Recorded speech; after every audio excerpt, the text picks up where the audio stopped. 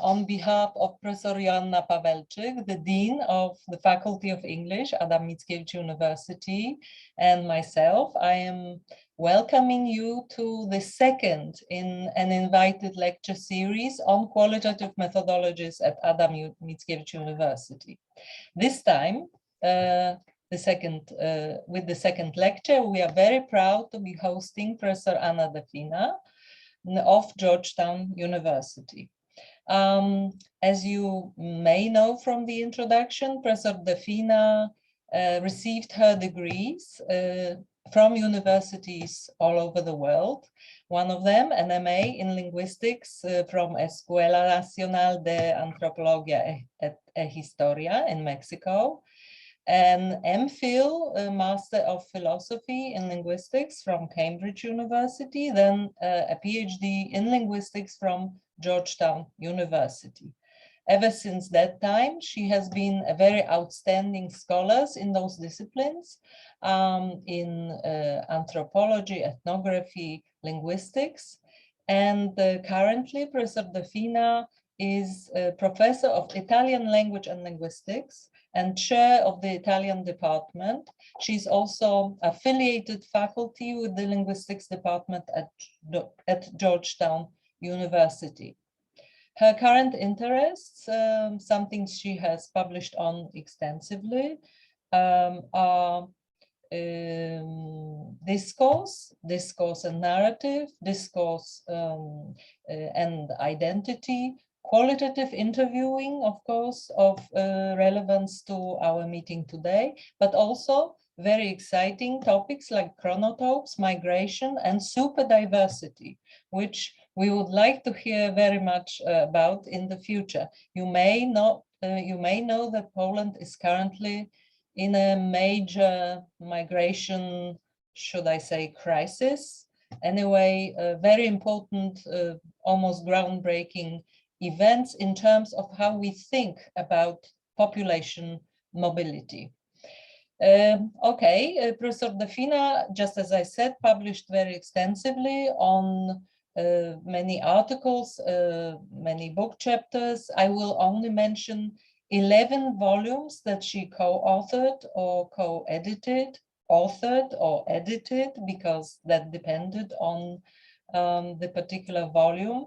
And I will mention such publications as Analyzing Narrative for Cambridge University Press, co-authored with Alexandra Georgakopoulou, and Identity and Narrative, published by John Benjamins. Professor de Fina has also edited collections such as Handbook of Narrative Analysis for Wiley Blackwell with Alexandra Georgakopoulou, and Discourse and Identity with Deborah Schifrin and Michael Bamberg. The latest very exciting publication is the Cambridge Handbook of Discourse Studies, co-edited with Alexandra Georgakopoulou, and these volumes seems to be very strongly and very kind of modernly presenting discourse and communication as processes that are very dynamic and very emergent and happening. And also I was particularly intrigued by the idea of contextualization that goes back to John Gamper's contextualization as happening rather than context. And finally, on a local note, let me say that I can see Professor de Fina's links to Poland and to Poznań, mostly through her collaborators, as far as I know. That is, Professor Alexandra Georgakopoulou was here in Poland at the University of Łódź, and some of us rushed to that lecture to participate. And then secondly, Professor Michael Bamberg actually arrived here as a Fulbright Distinguished Chair in Poznań at our faculty in February 2020. You may guess that soon afterwards, his stay was very, very disappointingly cut short because of the pandemic. All in all, it seems that all this time we have been waiting for Professor de Fina, and we are here we are, we've got you here, even if at a distance, and we are very happy to be able to listen to your lecture. Ethnographic interviewing and the relationship between participant and researcher seems a topic that is very relevant to anyone who does work on language and context, or language in context. So let me just add a technical remark that through the lecture, you are our audience, you are invited to enter your questions into the chat. And then we're going to have question time. Following question time, we're inviting the students of Adam Mickiewicz University and maybe other scholars from our university to stay on if you've got things to consult with Professor Fina or any specific questions to ask. For the moment, once again, very happy to host you here, and the floor is yours. Professor Fina. Thank you so much, Agnieszka. I'm very delighted to be here, and I thank you very much and thank the Faculty of English for inviting me and for being here, listening to me. As you said, I will now share my screen so that you can see my lecture.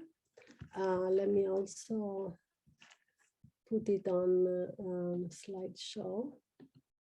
Okay. All right. So, as Agnieszka said, the title of the talk is Ethnographic Interviewing and the Relationship Between Participant and Researcher. This is a summary of what I'll be talking about. So at the beginning, I will talk about debates that have developed around the interview in ethnography, and yes, sorry, there is a repetition. And I will also focus on the question of the researcher and the relationship between researcher and subjects. Given this, I will talk about reflexivity, which is a topic of great importance when we look at interviews. And then we will go through some examples from different studies that I've done on narrative and identities to illustrate the kind of challenges or opportunities that interviews provide. So the main point that I will be making is that the interview is an interactional event in its own right, and an event in which both interviewer and interviewee are faced with delicate positioning issues. And then the kind of issues that we deal with are related to the identity of the interviewer and of the interviewee, the topic of the interview, the immediate context and the wider context in which the interview is embedded, the type of knowledge that is shared or unshared. All of these factors have an important impact on the way interviews develop. So it's not surprising that we are talking about interviews, because interviews are considered one of the most important tool for the qualitative researcher, as Denzin and Lincoln state. However, debates about the interview have been very common, not only in ethnography, but more in general in qualitative research. People discuss not only how and when, who issues in relation to the interview, but even the value of the interview itself. So, for example, ethnographers who have written on ethnographic methods, like Martin Hammersley, point to the fact that there are different versions of ethnography. So there is a thick version, what he calls a thick version, which requires a clear definition of all the acceptable and unacceptable techniques and assumptions. And then you have what he calls a thin ethnography, in which ethnography is one of the tools that is combined with other tools. So if you look at the thick point of view, particularly one in which there is a lot of stress on non-intrusiveness of the researcher, collection of, natural, I'm putting all of this into inverted brackets, but natural situations and so on, the interview constitutes a potential departure from a canonical approach, from that thick ethnography point of view. So what have the debates been about? Well, of course, the role of the interviewer in the process of the data collection and data interpretation, not only in the data collection. The relationship between the interviewer and the informants and the community to which the informant belong, if there is such a community. As I said, the legitimacy of the interview as a method, as a way of understanding human behavior. And of course, these differences are in a certain way related to epistemological differences. So differences in the way that we understand how knowledge is created, how knowledge is accumulated, how knowledge is circulated, how knowledge is interpreted. So those, let's say, background positions are also what determines our attitude towards interviews. It's interesting, there have been many metaphors used to describe the interviewer. So, but I found the ones proposed by Quayle interesting. He proposes that you can see at the interviewer as you can look at the interviewer as a miner or as a traveler.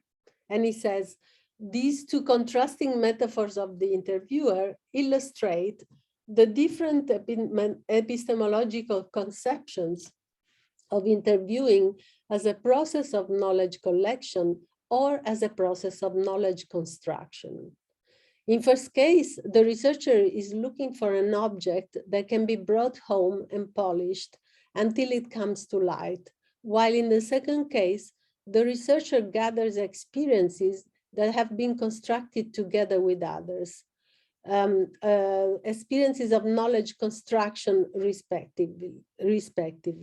So why are these two conceptions different? Because in one case, if you think of the object to be discovered, the object is there, right? What you do is you look for it and you polish it and you prepare it to show. But in the second case, that object is being constructed as you work. So it's a very different way of looking at your kind of work. So in the work of early anthropologists, foundational anthropologists, the possibility of observing human behavior was related to this idea of being there, right? And so they were not worried about how they were being there, but rather at being there. So there wasn't a focus of attention on, the kind of presence that the interview would have.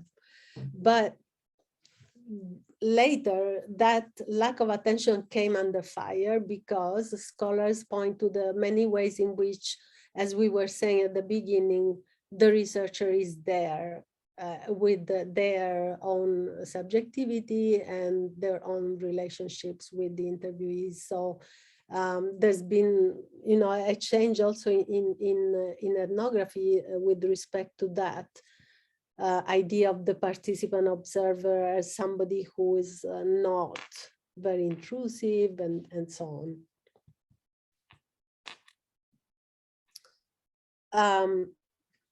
So another issue here, I'm making like a list of issues that have come up in relation to the interview.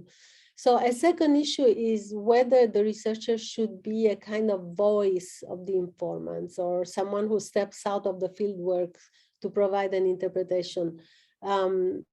Because as you know, one central concern of ethnography is the idea of the emic perspective, so to get the perspective of participants. And so, as Spradley say, we have a concern with the meaning of actions and events to the people we seek to understand. But so what does that mean? okay, concretely, does it mean that the ethnographer's role is basically to try to make sense of those perspectives and try to organize them? Or does the ethnographer uses this data in a final analysis in which the ethnographer takes responsibility as an interpreter? So this second position has been argued by some. So some people say, no, you step out of your data to give your interpretation. And so at the same time, there is a process which goes beyond, let's say, putting together and collecting. And that process involves quite a bit of interpretation. There's also been some discussion of the limits of cultural relativism. So the idea that all knowledge is socially constructed, and so the interpretation of phenomena has to coincide with the interpretation of the participant. For example, Hess assumes that you may begin with local interpretation, but then you have to step out. So this is another big issue, how much you step out, or how do you justify the idea that you're giving voice to your informants and so on. So here is also the question, I think that this issue also raised the question of reflexivity, in the sense that if we start reflecting on the interviewer, then we also have to pay attention on issues around the interview. And so not only to what is contained in the conversations or the interviews, but also what is commented upon. So the meta, let's say that the meta semiosis of interviews is very important. And it was pointed out by Briggs, for example, who says, speech, whether contained in interviews, in myths, or in natural conversations, provides an ongoing interpretation of its own significance. So I think that all the meta level in the interview refers to the question of what are we doing now, okay?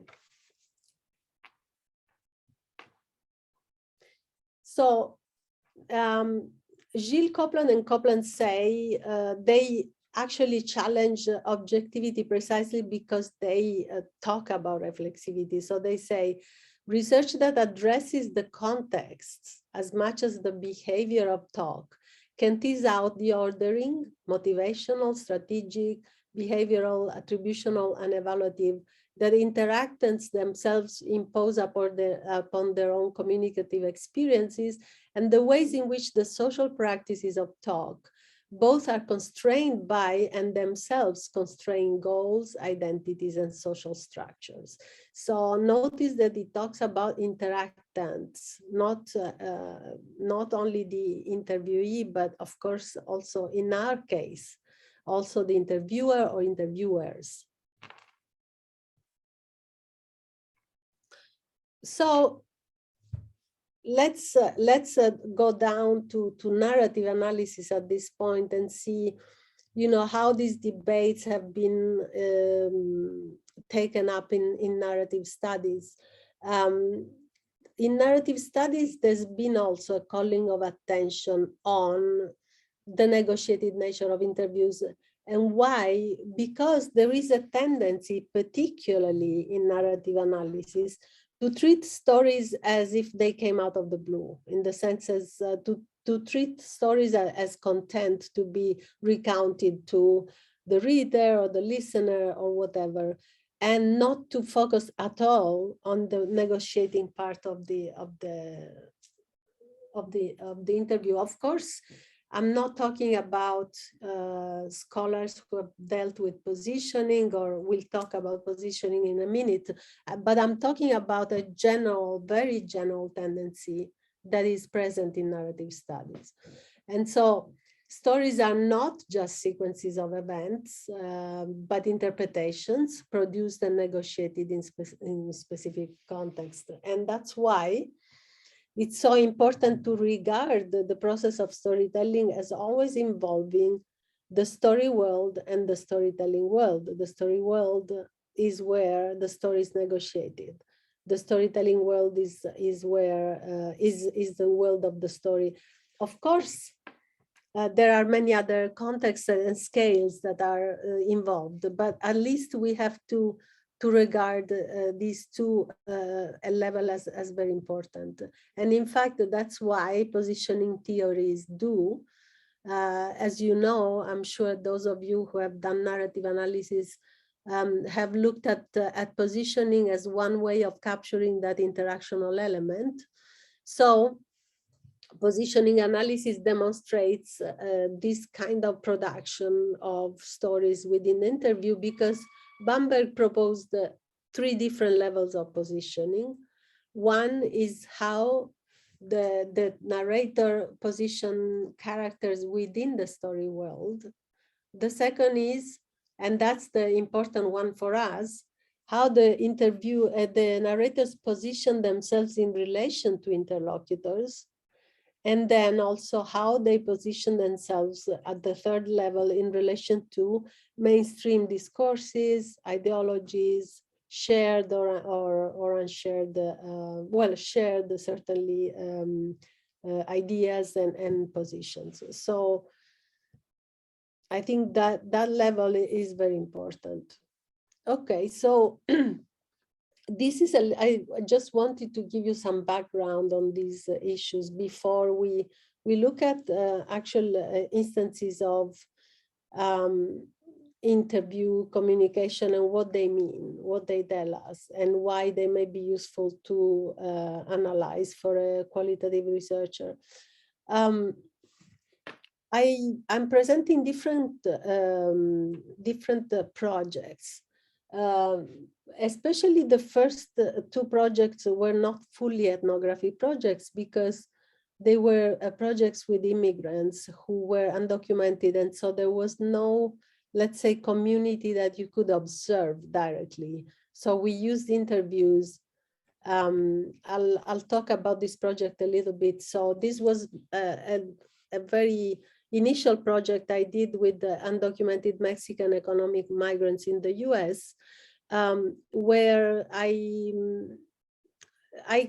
call it a semi-ethnographic project in the sense that I had some ways of observing places where the people went, or where people looked for jobs, or where, of course, all the places where they lived. And I conducted very long interviews, and I also was accompanied to these interviews by a member of the community who mediated for me in the sense of allowing me to understand a lot of things. So this is not a typically ethnographic project, but I think my data was anyway very interesting because it pointed me to the kind of issues that come out in interviews, and pointed me also to the question of reflexivity that has been one of the main preoccupations for me for all the years that I've been working on interviews.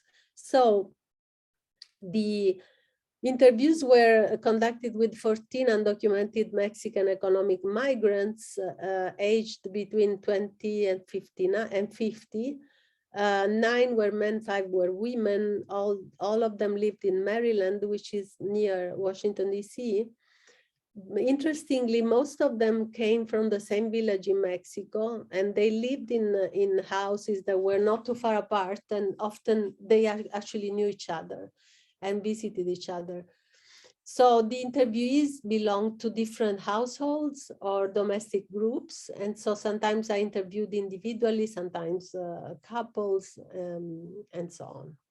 Okay, so their migration patterns are not so relevant at this moment in this discussion, but anyway, they were most of them came and went. In that time was still possible to do that, especially the men. And some of them were in the US for longer, and some of them for just 1 year, for example. So I was focusing the interviews on the experience of migration. My initial idea was to elicit narratives. At the time, I still believed you can elicit narratives on important experience. And so I used to tried to tell them, okay, tell me, how did you come here? Or tell me something about your job. I tried to, because my interest was on the negotiation of identities in relation to migration. So the interviews were about 30 to 60 minutes, and that's why, and as I said, I did interview with an insider. So some general issues that I faced. First of all, the power issues. We were coming from very different social class. So I was a migrant as well, but I came to, to Washington with my husband, a completely safe situation. I felt a lot of difference in interviewing men and women because of the way we perceived each other. It was much more difficult for me to interview men, and sometimes men were very, sometimes they opened up in a way that made me uncomfortable. I mean, it was very difficult. Those are things that came up. I didn't know much about the roots of migration, because these are things that are only insiders know, how they do it and what tools they use. Then another difficulty, the tensions within the group. Some people were friends with each other, some were not friends. And that you could feel in the interview, the difficulty of eliciting some stories. So some stories, and I will show an example of that, were very difficult to elicit. Particularly men didn't want to talk about, issues of work. And then, of course, how to give back to this community. They were dispersed. I couldn't give them back any academic, paper. So that's an ethical issue that we always deal with. But anyway, so here is one example. Here I was interviewing Luisa. She was, all these are pseudonym. She's a dry cleaning. She used to work in dry cleaning. She was young, in her 20s. And so I asked her, well, let's say, what impressions do you have from this country? And then she says, well, sincerely, for me, as far as money goes, it's very good. But well, not for living. First, because the rhythm of work here is so quick, as if you didn't feel the days, maybe because of the absence of the one always family or friends or for whatever. I would not like to spend all my life this way, working this way, the way I'm doing now. All of this is translated from Spanish. But to stay and live here, no. But in questions of money, yes, because here I've started having what is, here I can buy a leather jacket with the morning job in 1 week. What they pay me in the morning in 1 week, I buy it. And there in Mexico, oof, I need to save for months and months. In questions to come to earn money, yes, but to stay and live here, no. Even though, of course, it has many nice things. If you, and so I said, if you can talk freely, because I'm not American. I mean, and here we laugh. I'm Italian, I'm a foreigner too. Since then I justified, since you said sincere, well, you can, it's because I see you. And she says, oh, it's because I see you like that with blue eyes. So I say, yes, everybody told me, I forget mentioning it at the beginning. Because also I was talking to a boy the other day and I tell him I'm not American. He told me, everybody thinks that I'm American. No, I'm Italian. I lived many years in Mexico. And now I have been here for 3 years, but I'm also trying to, of course, understand the country, no? This is not my country either. What were you telling me? So you think that you would stay here to live? I wouldn't stay here, etc. So here you see my attempts at building rapport. Why did I do that? Because I realized after a couple of interviews that when I asked them about my informants, let's call them like that, about the US, they were kind of not very specific and also trying to soften the blows. Like, oh, yes, it's terrible, but there are some nice things always. And so I realized that my identity was super important to the kind of interaction that we had. And I put forth my Italian identity all the time in the interviews, also because of the background knowledge I have of Mexico. Mexicans have a very, very difficult relationship with Americans. They tend to hate them and love them. I mean, it's very complicated. So I think this interaction shows you how important sometimes the identity of the interviewer is, but also how we can use these. I mean, I never did this consciously, but when I looked at my transcripts, I realized that I was doing it. And then I realized also why I was doing it. So if we don't look at those elements, sometimes we miss a lot of important contextual factors. Okay, so there's also the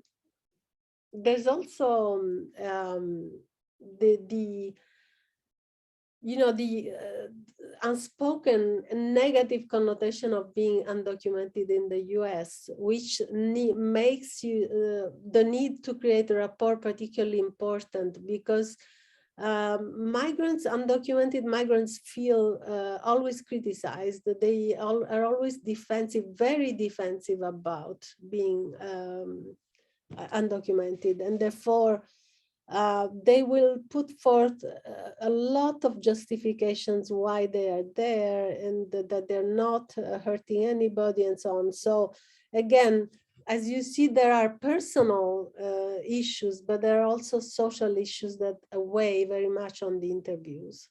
And of course, if you are American or you're Italian, the way you relate to those issues may be perceived differently by interviewees.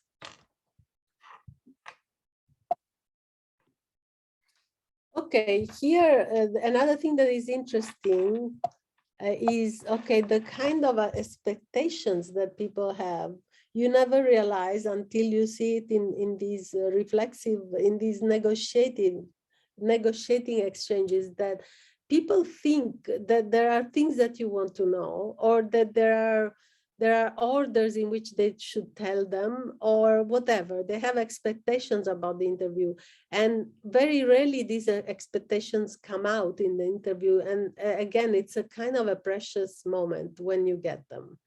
Here, for example, I asked, Antonio was a construction worker in his 40s. I asked him, why did you change so many jobs? Because you didn't adapt? Or no, because of the wages, because in the factory they give the minimum and they don't raise it, and money is not enough, and one changes jobs to improve, but at times it's worse. Haha, yes. Well, how did it happen, this thing of coming here? You see that I was trying to be so neutral in that question. Oh, because of a brother that I had here, right? But I never had the idea to come here. So you see, there's always this justification. But one day I said, I'm going to try, right? And so I tried, I came. Because of Ciro, this is his brother's pseudonym. Yes, and now what? Should I tell you how I came the first time? Yes, if you want, tell me that. Look, no, but we were at the point in which I had left my job, right? And then what should I continue? No, tell me about how you thought of coming. You say that because of your brother. So you see that it has this conflicting idea. Either should I go chronologically? Does she want to know from the beginning, or does she want to know when I came here? So These things are usually not openly discussed, but in this case they were. So I also had to think about how to pose these questions, and in a way that the people felt free to tell me the way they wanted, no? So as I was saying, the fragment shows that interviewees are worried about the interviewer's goals. They engage in this implicit guessing game while talking to the interviewer. And they also strive to give the interviewer what they want in terms of talk organization, or also the kind of narratives that should be produced. So this leads to negotiations. So one question that I think comes out of this is, how do we know that what we're being told is not what interviewees think that we want to hear? Okay, so that's always a problem in interviews. There's always an element of, is that what this person thinks that I want to hear? Or is that what they want to tell? So another fragment I'm going to show you, I will read it first and then we'll discuss it. This one is again with Antonio, the same person that I introduced before. And so I asked him, how were your experiences at the beginning there with work? Well, fine. Well, the only problem is English, that they say this and that, and one is doing something else, which is not right, that they start to hear he laughs. Do you remember anything that happened to you for that because of the English? Or I asked. Well, in terms of things that happen, many things happen to us. Because, for example, you won't believe it, they tell you, take this out, and one does not understand, one takes out something wrong, and it's worse, right? And then with the little English that one understands, because English, no, I don't speak it, nor, yes, I do understand a little at work, but I don't speak it. But it's one's fault for not going to school. But there is no time, there is no interest. I was asking about English. No, yes, there is time, but then one gets home very tired, just to eat, take a bath and sleep, of course. Now, but what would you also help, for example, if you learn English to be able to make some progress on the job or not? Yes. So what's interesting here is the continuous switch to the, the impersonal one, right? I'm asking, do you remember, what would you help? Do you speak English? And Antonio, all the time he was switching to either this impersonal one, or this kind of many things happen to us, okay? So collective pronoun. Again, you see the same process here. Right? He's talking about himself in using the pronoun one. So why that happens, there are topics that are embarrassing. And I noticed a lot of pronoun switches with these kind of topics. And in one of the topics that were the most embarrassing to my interviewees were the harassment or maltreatment that they experience at work. That was a topic that they didn't really want to talk about too much. A second topic was the lack of competence in English. That again is related to the general atmosphere towards immigrants in the US, where if you want to integrate, you have to speak English. That's like the general people, what people think or what people are taught to think. So these pronoun switches to me were the indexes of the kind of topics that were delicate or difficult or that people didn't want to talk about. So they also gave me this feeling that not all narratives are equally elicitable, but some narratives are difficult to elicit. Talking about that, I will go now to give you some examples of the same phenomenon to an extreme. This was a study that we did with minor asylum seekers in a school in Italy on identity and language use. I actually came in a second moment. The first moment they had interviews between the teachers and the students. And then we had a participant observation, other new interviews. We collected artifacts because the students were producing a lot of drawings and the writings, and the school organized many events with them. So we had this was a truly ethnographic project, so although I came a bit late to the project. So, but in the first phase, they thought that it was a good idea for teachers. These were minor asylum seekers who were in Sicily studying. Well, they were put in school to study Italian at the beginning. They lived in houses that were provided for.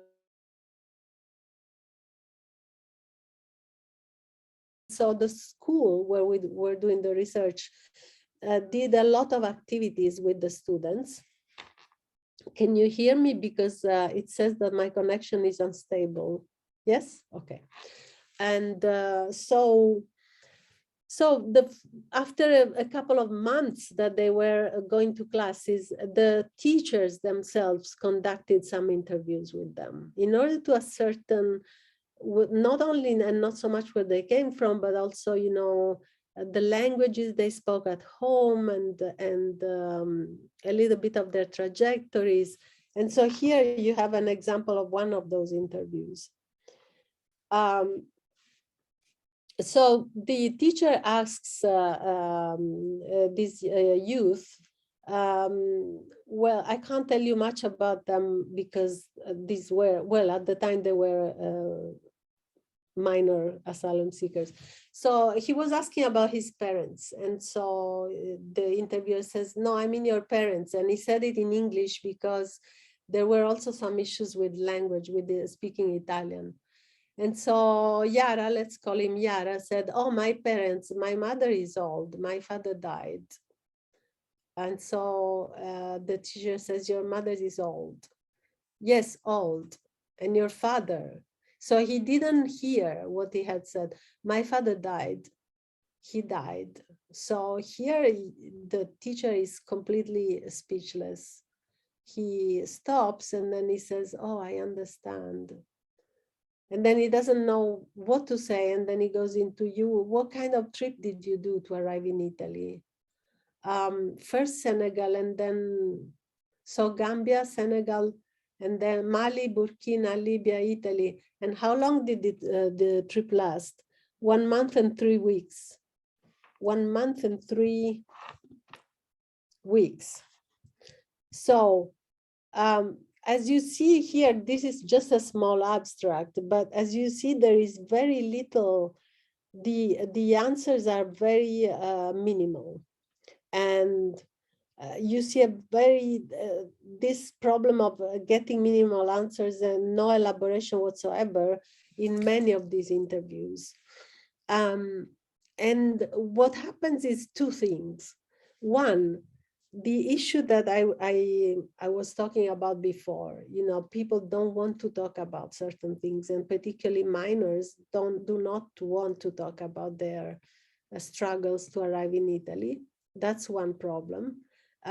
While they're very happy to talk about their future, what they would like to do when they're older, and so on. And the second problem is that the teachers were completely shocked by these interviews as well, because they didn't know enough. There were some language difficulties. They had no idea what they were getting into. So I interviewed many teachers who also said that, you know, they didn't want to ask anything at the end after trying these interviews. So sometimes interviews are also the wrong thing to do. So we ended up here doing much more observation of other kinds of events, and then interviews on those events rather than interviews on the personal lives of students.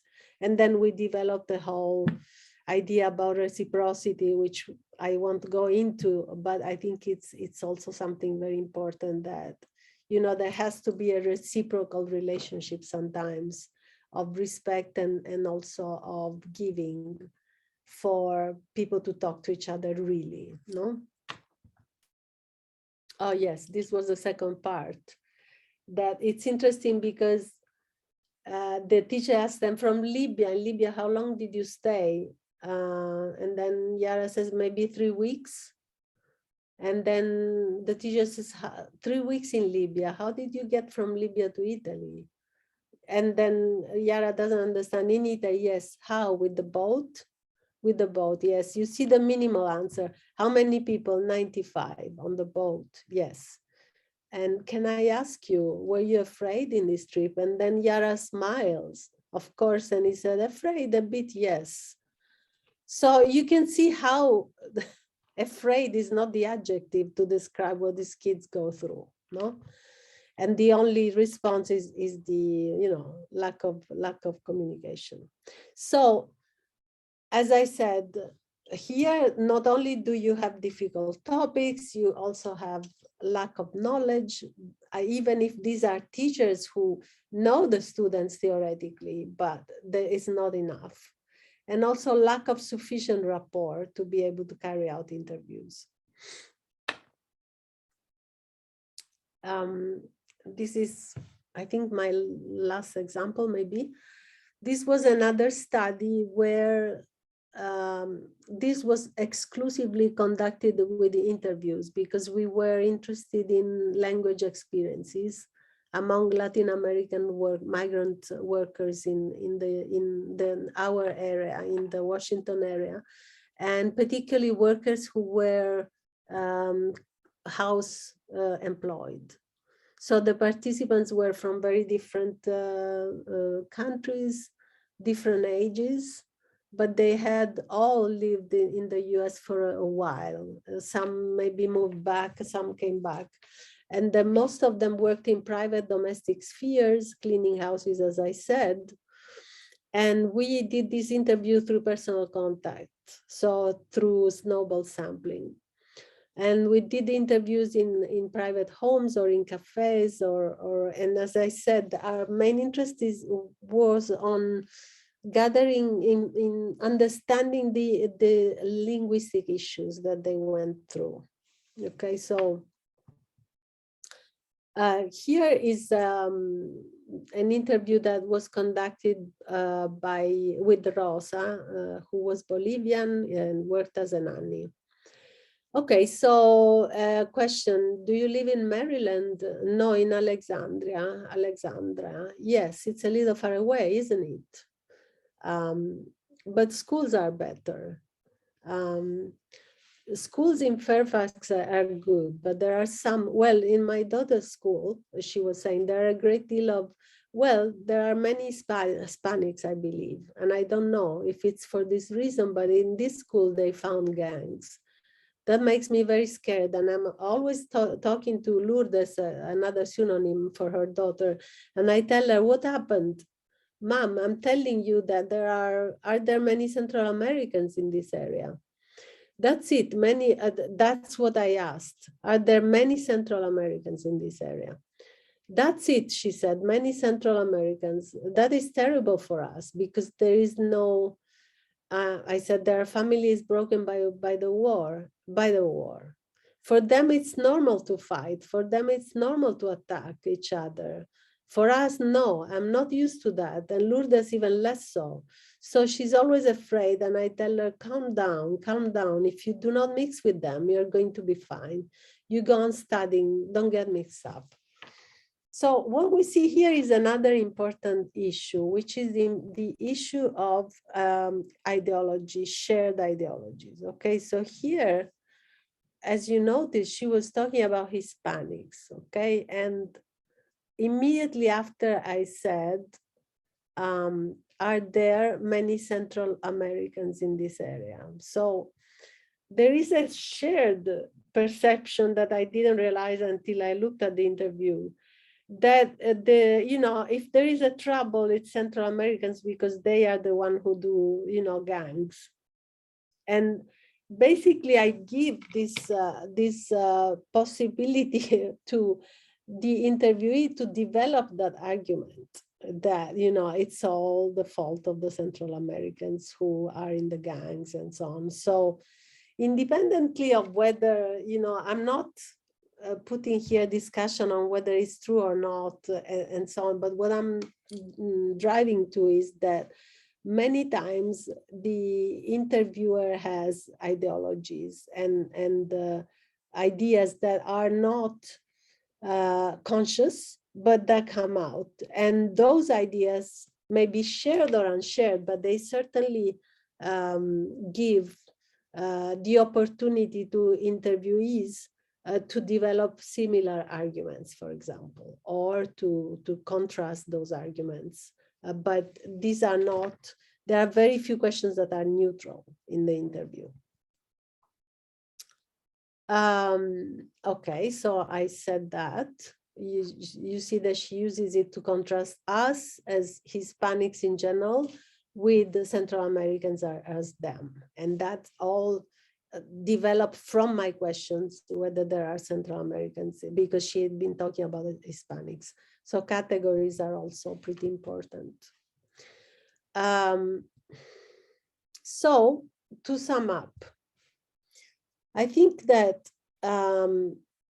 there is a general, as I said to you, I feel and I noticed that in narrative analysis in particular, but also in many other studies that use interview, there is a neglect of the context of the interview in the research. So here I focused, of course, more on the interviewer-interviewee relationship, but you could go on and talk about other aspects of the context.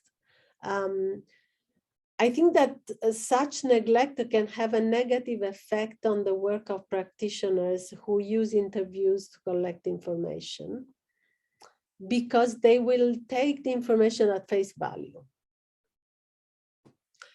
And this, I think these examples also show you how you cannot really, as Briggs and Bauman said, you cannot really consider interviews as a completely comparable research tool, because interviews are unique interactional events in which participants are faced with very delicate, sometimes with very delicate positioning issues. And so the talk produced in interview is always, absolutely always, the product of a concerted effort, or not effort, but anyway, a product of both participants, or if they're more than two. So I think I illustrated this point by showing the impact of the identity of the interviewer on the kind of talk that interviewees produce, the difficulty presented by the discussion of sensitive topics, the presence and negotiation of expectations about the talk organization, and the incorporation of presuppositions in interviewee talk. And here I will stop. Oh no, I have some implications. So there is no such a thing for me as an absent interviewer. You cannot have the dead interviewer, the dead researcher there, as you know, conversational analysts say. But it doesn't imply for me that interviewers do not need to be unobtrusive. So the fact that they are present doesn't mean that they have to be too present, precisely because there is a level of, we want people to talk to us on their own terms. Okay, so the fact that you're conscious of your presence and of your, you know, all the implications of your presence doesn't mean that you can just lead in the interview wherever you want to go. Also, I think ethnography is super important. As I said, you can't always do it the way it should be done, because it depends on the research you're doing, but the ethnography is the only tool that can give you a sense of, you know, tools for interpreting what's going on in interviews and beyond, of course, because then you know the issue, you know the people, you know a little bit more about you know how they think and what they think. So you need to do this work of observation, note taking, etc. throughout also the before, after, and during the interview.